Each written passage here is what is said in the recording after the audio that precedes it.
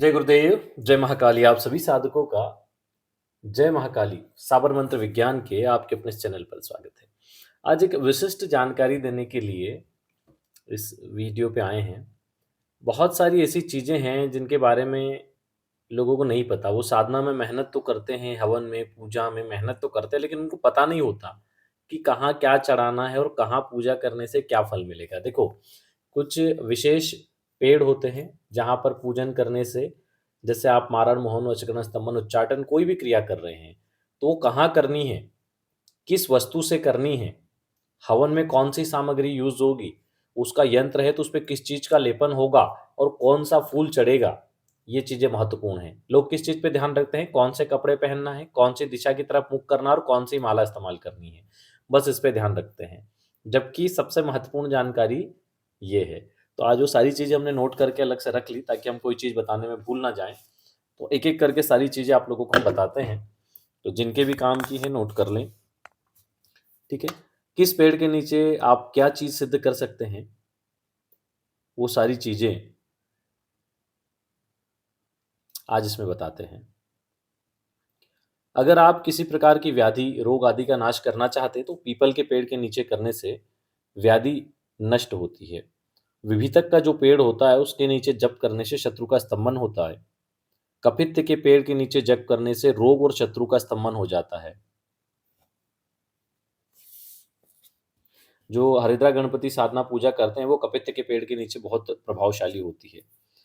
ठीक है, अब मान लो कि शत्रु स्तंभन वगैरह करना है, तो जैसे पेड़ धतूरा है, पौधा है धतूरे का, उसके पास करोगे, तो शत्रु स्तंभन बहुत तीव्र गति से होता है।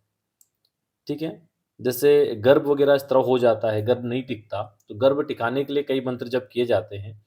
तो उसके लिए पलाश का जो पेड़ होता है, उसके पास इसका जप किया जाता है। शत्रु को भ्रमित करने के लिए जंभीर के वृक्ष के पास जप किया जाता है। शत्रु के नाश के लिए अर्क वृक्ष के पास जप किया जाता है। आक का जो वृक्ष होता है ना, मतलब पौधा ही होता है, बहुत बड़ा वृक्ष तो लंबे समय में बनता है, लेकिन पौधा होता है। तो बिल्व का जो वृक्ष होता है, वो सभी सिद्धियों के लिए कॉमन है, सब प्रकार की पूजा वहाँ की जा सकती है। हारिद्रा का जो पौधा होता है, वो सर्व सिद्धि के लिए है और शत्रु स्तंभन के लिए है। दाड़िम यानी जो अनार का पौधा होता है, वो मनोकामना पूर्ति और भूमि लाभ के लिए उसके नीचे जप किया जा सकता है। जैसे मंगल का अनुष्ठान करना है, तो आप दाड़िम के फल के नीचे करेंगे तो ज़्यादा रिज़ल्ट आएगा। ठीक है? वैसे ही जैसे वट वृक्ष के नीचे अगर आपको ज्ञान प्राप्ति के लिए करना है, कोई सिद्धि विशेष रूप से सरस्वती साधना या किसी प्रकार की विद्या प्राप्ति के लिए कर रहे हैं, तो वट वृक्ष के नीचे करने से उत्तम फल प्राप्त होता है। आयु वृद्धि के लिए कर रहे हैं, तो फिर आप थोड़ी-सी दूर्वा, अब दूर्वा का तो कोई पौधा नहीं होता, वो तो एक तरह का चारा होता है, तो उसको आसन के नीचे रख सकते हैं या फिर जहाँ पर दूर्वा है, वहाँ पर भी ये साधना की जा सकती है। कुश के समीप विघ्न नाश के लिए किया जाता है। धन लाभ और भूमि प्राप्ति के लिए आम का जो पेड़ होता है, उसके नीचे किया जाता है और विशेष पुष्प जहाँ पे होते हैं, फूल बहुत सारे हों, बागान, वहाँ पर अगर आप साधना करते हो तो यश की प्राप्ति होती है। शत्रु के उच्चाटन के लिए बबूल का जो पेड़ होता है, वहाँ पर साधना की जाती है और शत्रु वात रोगी या पैरों में पीड़ा के लिए कदली फल जो होता है, वहाँ पर ये साधना की जा सकती है। अब कौन से फूल चढ़ाने से क्या फल प्राप्त होगा, उसको भी समझिए।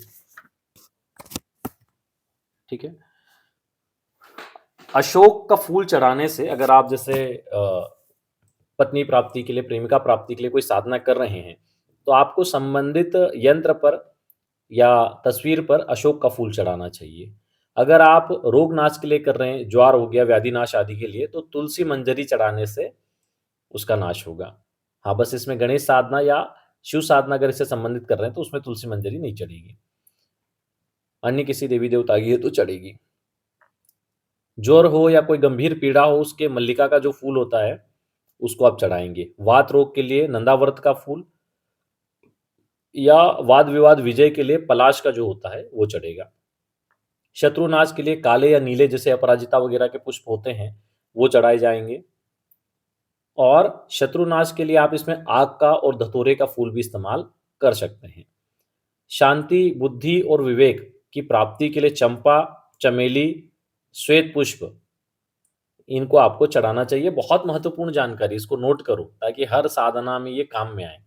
कि हमें इस साधना में किसी भी साधना में आप प्रयोग कर सकते हो। आप कौन सी आप पत्नी प्राप्ति के लिए साधना कर रहे हो, पति प्राप्ति के लिए कर रही है कोई लेडीज़ हैं, लड़कियाँ, तो उसके लिए अशोक के फूल हो गए। तो आपको पता होना चाहिए कि आप फूल क्या चढ़ाना है।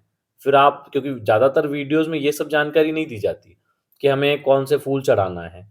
ठीक है, पीले या लाल चढ़ा दो, ठीक है, लेकिन विशेष मनोकामना पूर्ति की चीज़ें कौन-सी है, उनको नोट करना बहुत ज़रूरी है। तो इससे होगा क्या कि जिस साधना के हमें 10 लाख मंत्र जप करना, वो 1 ही लाख में सिद्ध हो जाएगी, क्योंकि हमने उसमें अपना 100% दे दिया।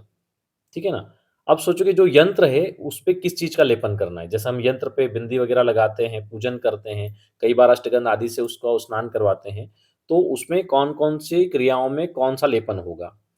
जैसे राज्य या भूमि प्राप्ति के लिए हम कर रहे हैं, तो चंदन का लेप होगा।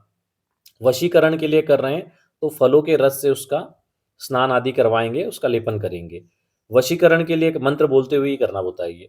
वशीकरण के लिए कर रहे हैं, तो सुगंधित द्रव्य, इत्र आदि का प्रयोग होगा। स्तंभन के लिए हम हरिद्रा, तालक और आग का जो दूध होता है, उसका प्रयोग करेंगे, उससे स्तंभन होगा। शत्रुनाश के लिए सरसों का जो चूर्ण होता है, उसका प्रयोग करेंगे। विदेशण के लिए निम्ब पत्र, उसका प्रयोग होगा, जो उसके पत्ते होते हैं। और आक फल का भी इसमें प्रयोग होता है, पिष्टी का भी प्रयोग होता है। ठीक है, उच्चाटन के लिए हम धतूर यानी धतूरा, इसका प्रयोग करेंगे। दुष्ट ग्रह शांति और कृत्यानाश के लिए कस्तूरी का प्रयोग होता है, जो कि मिलना लगभग नामुमकिन है आज के समय में। तो किस्मत से ही किसी को मिले तो संभव ही नहीं है।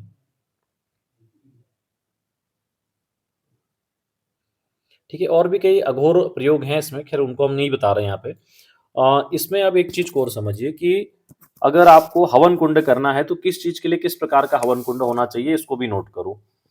अगर आप शांति, लक्ष्मी, पुष्टि और विघ्नाश के लिए कर रहे हो, तो चतुष्कोण कुंड का प्रयोग करो। वाणिज्य, कीर्ति, वशीकरण और स्तंभन के लिए कर रहे हो, तो जो त्रिकोण कुंड होता है, उसका प्रयोग करो। विदेशण, उच्चाटन कर्म के लिए अगर कर रहे हो, तो फिर आप इसमें षटकोण का प्रयोग करो। किसी प्रकार की वांछित फल प्राप्ति के लिए कर रहे हो, अष्टकोण का प्रयोग करो। ठीक है, अब जो हवन में द्रव्य होते हैं कि हमें क्या लेना है, तो हम इसमें कोई पुष्टि कर्म कर रहे हैं, तो उसके लिए सफेद तिल, चावल आदि का प्रयोग होगा। जितने सफेद तिल है, उसके आधे चावल, उसके आधी जौ, उसका आधा घी। ठीक है, धन और पुष्टि प्राप्ति के लिए पंचमेवा का प्रयोग होगा। शत्रुनाश के लिए सरसों का, स्तंभन के लिए हल्दी का, धन वृद्धि के लिए घृत, शर्करा और शहद का, त्रिमधु कहते हैं इनको। और गणिका आदि वशीकरण के लिए केतकी पुष्प, रोग नाश के लिए काली मिर्च और वशीकरण के लिए लवण का प्रयोग इसमें किया जाएगा।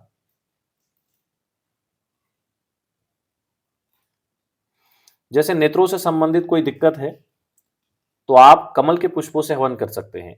कृत्या व रोग नाश के लिए पंचगव्य से भी होता है।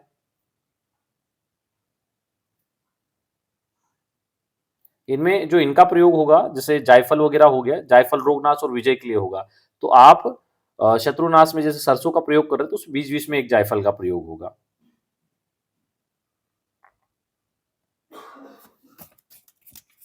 और भी काफी सारी चीजें हैं, लेकिन वो मिलेगी नहीं आप लोगों को, इसलिए हम उस पर नहीं बता रहे हैं। इसमें तर्पण से संबंधित भी कुछ चीजें हैं कि तर्पण से ही सिद्धि प्राप्ति होती है, कार्य सिद्धि प्राप्ति। मारण, मोहन, उच्चारण, स्तंभन, उच्चाटन, षटकर्म में आप कुछ भी केवल तर्पण के माध्यम से कर सकते हो। तो उस विषय पे फिर कभी एक वीडियो बना देंगे।